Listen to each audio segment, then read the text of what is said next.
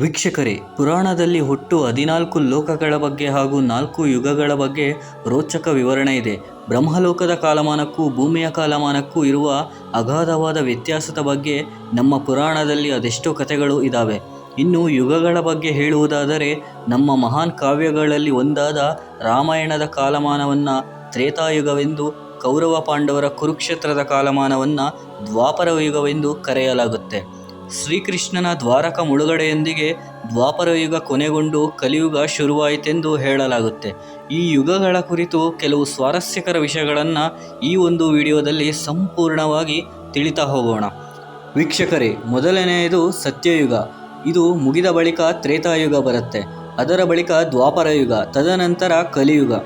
ವೀಕ್ಷಕರೇ, ಕಲಿಯುಗ ಮುಗಿದ ಬಳಿಕ ಮತ್ತೆ ಮೊದಲಿಂದ ಸತ್ಯಯುಗ ಪ್ರಾರಂಭವಾಗುತ್ತೆ. ಈ ಯುಗದ ಚಕ್ರ ನಿರಂತರವಾಗಿ ಹೀಗೆ ಮುಂದುವರಿಯುತ್ತೆ ಅಂತ ಪುರಾಣಗಳಲ್ಲಿ ಉಲ್ಲೇಖಿಸಿದ್ದಾರೆ. ಸದ್ಯ ಈಗಿನದು 43ನೇ ಯುಗ ಚಕ್ರ ಅಂತ ಹೇಳಲಾಗುತ್ತೆ. ಈಗ ನಾವು ಕಲಿಯುಗದ ಮಧ್ಯದಲ್ಲಿ ಇದ್ದೇವೆ. ಇದು ಮುಗಿದ ಬಳಿಕ ಪುನಃ ಸತ್ಯಯುಗ ಆರಂಭ ಆಗುತ್ತೆ ಹೀಗೆಂದು ಪುರಾಣಗಳಲ್ಲಿ ಉಲ್ಲೇಖಿಸಿದ್ದಾರೆ. ಈ ಒಂದೊಂದು ಯುಗಗಳಲ್ಲೂ ಮಾನವನ ಹುಟ್ಟು, ಜೀವನ, ಪಾಪ, ಪುಣ್ಯ, ಕರ್ಮಾದಿಗಳು, ಭಗವಂತನ ಅವತಾರ, ಗಂಡು ಹೆಣ್ಣಿನ ಸಂಬಂಧದ ಮೌಲ್ಯ, ನೈತಿಕತೆ, ಆಧ್ಯಾತ್ಮ, ಪ್ರಕೃತಿಯ ಸ್ಥಿತಿ, ಹೀಗೆ ಪ್ರತಿಯೊಂದು ಕೂಡ ಭಿನ್ನ ಭಿನ್ನವಾಗಿ ಇರುತ್ತೆ ಅಂತ ನಮ್ಮ ಪುರಾಣಗಳು ಹೇಳ್ತವೆ. ಈ ಯುಗಗಳ ಬಗ್ಗೆ ಇರುವ ಅತಿಶಯದ ವಿಸ್ಮಯದ ಸಂಗತಿಯನ್ನು ಕೇಳಿದರೆ ನಿಜಕ್ಕೂ ನಿಬ್ಬೆರಗಾಗುತ್ತೀರಾ. ಮೊದಲನೆಯದು ಸತ್ಯಯುಗ. ಇದು ಸುಮಾರು 17,28,000 ವರ್ಷಗಳ ಅವಧಿಗಳನ್ನು ಒಳಗೊಂಡಿರುತ್ತೆ. ಈ ಯುಗದಲ್ಲಿ ಜೀವಿಸುವ ಮನುಷ್ಯನ ಸರಾಸರಿ ಆಯಸ್ಸು 1,00,000 ವರ್ಷಗಳು. ಹಾಗೂ ಈ ಸತ್ಯಯುಗದ ತೀರ್ಥವು ಪುಷ್ಕರ ತೀರ್ಥ. ಈ ಯುಗದಲ್ಲಿ ಜೀವಿಸುವ ಮಾನವನ ದೈಹಿಕ ಉದ್ದ 32 ಅಡಿ. ಈ ಸತ್ಯಯುಗ ಹೆಸರಿನಂತೆ ಸತ್ಯವಂತರನ್ನು ಮತ್ತು ನೀತಿವಂತರನ್ನು ಒಳಗೊಂಡಿರುತ್ತೆ. ಇಲ್ಲಿನ ಪಾಪದ ಪ್ರಮಾಣ ಶೂನ್ಯವಾದರೆ ಪುಣ್ಯದ ರೇಟ್ 100%. ಈ ಯುಗದಲ್ಲಿ ಗಂಡು ಹೆಣ್ಣಿನ ಸಂಪರ್ಕ ಬಹಳ ಸಹಜವಾಗಿ ಇತ್ತು. ಗಂಡು ಹೆಣ್ಣಿನ ಸಂಪರ್ಕ ಉಂಟಾಗಲು ಯಾವ ನಿಯಮ ಹಾಗೂ ಷರತ್ತುಗಳು ಇರಲಿಲ್ಲ. ಈ ಯುಗದಲ್ಲಿ ಪ್ರತಿಯೊಬ್ಬರಿಗೂ ಪ್ರೇಮ, ವಾತ್ಸಲ್ಯ, ಕರುಣೆ, ನೀತಿ, ಪ್ರಾಮಾಣಿಕತೆ ಇವುಗಳೇ ನೆಲೆಯಾಗಿದ್ದವು. ಇನ್ನು ಎರಡನೆಯದು ತ್ರೇತಾಯುಗ. ಇದು ಒಟ್ಟು 12 ವರ್ಷ 96,000 ವರ್ಷಗಳನ್ನು ಒಳಗೊಂಡಿತ್ತು. ಈ ಯುಗದಲ್ಲಿದ್ದ ಮಾನವನ ಆಯಸ್ಸು ಸರಾಸರಿ 100,000 ವರ್ಷಗಳು ಹಾಗೂ ಮಾನವನ ಎತ್ತರ 20 ಅಡಿಗಳು. ಈ ಯುಗದ ತೀರ್ಥವು ನೈಮಿಷಾರಣ್ಯ ತೀರ್ಥ. ತ್ರೇತಾಯುಗದಲ್ಲಿ ಪಾಪವು 25%ರಷ್ಟಾದರೆ ಪುಣ್ಯದ ಪ್ರಮಾಣ 75%ರಷ್ಟಿತ್ತು. ಈ ಯುಗದಲ್ಲಿ ಶ್ರೀ ವಿಷ್ಣು, ರಾಮ ಹಾಗೂ ವಾಮನ ಅವತಾರದಲ್ಲಿ ಭೂಮಿಯ ಮೇಲೆ ಅವತರಿಸಿದ್ದ. ಈ ಅವತಾರಗಳ ಮೂಲಕ ಬಲಿಚಕ್ರವರ್ತಿ, ರಾವಣರಂತಹ ದುಷ್ಟ ಅರಸರ ಅಂತ್ಯವಾಯಿತು. ತ್ರೇತಾಯುಗದಲ್ಲಿ ಶ್ರೀರಾಮ ಹಾಗೂ ರಾವಣದ ರಾಮಾಯಣ ಪ್ರಮುಖ ಘಟ್ಟವಾದದ್ದು. ಇನ್ನು ತ್ರೇತಾಯುಗದಲ್ಲಿ ಗಂಡು ಮತ್ತು ಹೆಣ್ಣಿನ ನಡುವೆ ಮೊಟ್ಟ ಮೊದಲ ವಿವಾಹವೆಂಬ ಶಾಸ್ತ್ರಬದ್ಧ ನಿಯಮ ಜಾರಿಗೆ ಬಂತು. ಇನ್ನು ಮೂರನೆಯದು ದ್ವಾಪರಯುಗ. ಈ ಯುಗದ ಆಯಸ್ಸು ಒಟ್ಟು 8,64,000 ವರ್ಷಗಳು. ಈ ಯುಗದಲ್ಲಿ ಮಾನವನ ಸರಾಸರಿ ಆಯಸ್ಸು 1000 ವರ್ಷಗಳು ಹಾಗೂ ಈ ಒಂದು ಯುಗದಲ್ಲಿ ಜೀವಿಸುವ ಮಾನವನ ಎತ್ತರ 11 ಅಡಿಗಳು. ಮತ್ತು ಈ ದ್ವಾಪರದ ತೀರ್ಥ ಕುರುಕ್ಷೇತ್ರ ತೀರ್ಥ. ಯಾಕೆಂದರೆ ಮಹಾಭಾರತದ ಪ್ರಮುಖ ಅಧ್ಯಾಯವಾದ ಕುರುಕ್ಷೇತ್ರ ಯುದ್ಧ ನಡೆದದ್ದೇ ಈ ದ್ವಾಪರದಲ್ಲಿ.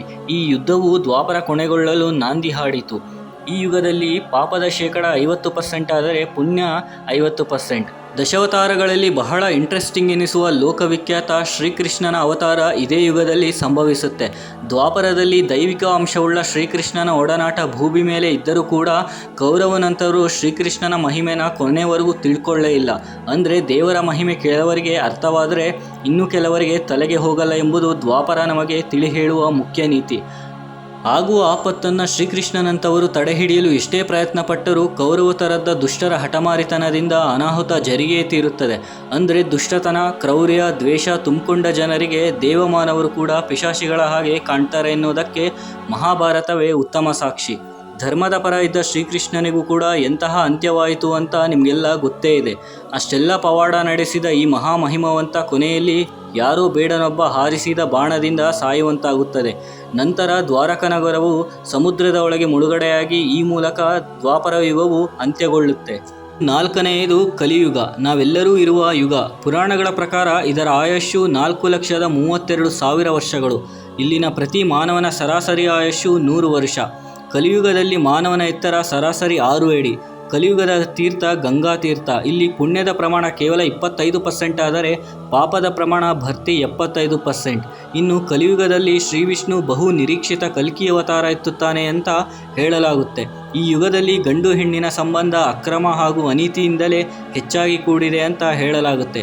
ಯಾರಿಗೆ ಸಹ ಹೃದಯವಂತಿಕೆ ಮಾನವೀಯತೆ ಇರದೆ ಎಲ್ಲರೂ ಇಲ್ಲಿ ಲೋಭಿಗಳಾಗಿಯೇ ಜೀವಿಸುತ್ತಾರೆ ಅಂತ ಹೇಳ್ತಾರೆ. ವೀಕ್ಷಕರೇ, ಇಂದಿನ ಪರಿಸ್ಥಿತಿ ನೋಡಿದರೆ ಇದೆಲ್ಲ ಎಷ್ಟು ನಿಜ ಅಲ್ವಾ? ದ್ವಾಪರದಲ್ಲಿ ಶ್ರೀಕೃಷ್ಣನಿಗೆ ಕಲಿಯುಗದ ಸ್ಪಷ್ಟತೆ ಗೊತ್ತಿತ್ತು.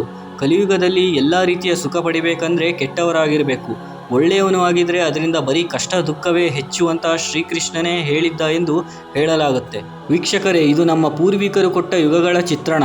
ಇವುಗಳನ್ನು ಎಷ್ಟು ನಿಜ ಎಷ್ಟು ಸುಳ್ಳು ಅಂತ ಚರ್ಚಿಸುವ ಮುನ್ನ ಪ್ರಸ್ತುತ ಸ್ಥಿತಿಗತಿ ತಳಹದಿಯ ಮೇಲೆ ಇವುಗಳನ್ನು ನಾವು ಸ್ವೀಕರಿಸಬೇಕು. ಇವುಗಳನ್ನು ಎಷ್ಟರ ಮಟ್ಟಿಗೆ ನಂಬಬೇಕು ಬಿಡಬೇಕು ಎಂಬ ಸಂಗತಿಯನ್ನು ನಿಮ್ಮ ವಿವೇಕಕ್ಕೆ ಬಿಡ್ತೀನಿ. ಕಾಲ ಸರಿದಂತೆ ಮಾನವನ ನೈತಿಕತೆ ದೃಷ್ಟಿಕೋನ ಎಲ್ಲವೂ ಕೂಡ ಆಯಾ ಕಾಲಕ್ಕೆ ಬದಲಾಗುತ್ತೆ. ಇದೇ ಸೃಷ್ಟಿಯ ನಿಯಮ ಕೂಡ. ಇದನ್ನೇ ನಮ್ಮ ಯುಗಗಳ ಮೂಲಕ ಪೂರ್ವಜರು ನಮಗೆ ಕೊಂಚ ಭಿನ್ನವಾದ ರೀತಿಯಲ್ಲಿ ಹೇಳಿದ್ದಾರೆ ಅಂತ ಈ ಒಂದು ವಿಡಿಯೋನ ಇಲ್ಲಿಗೆ ಮುಗಿಸೋಣ.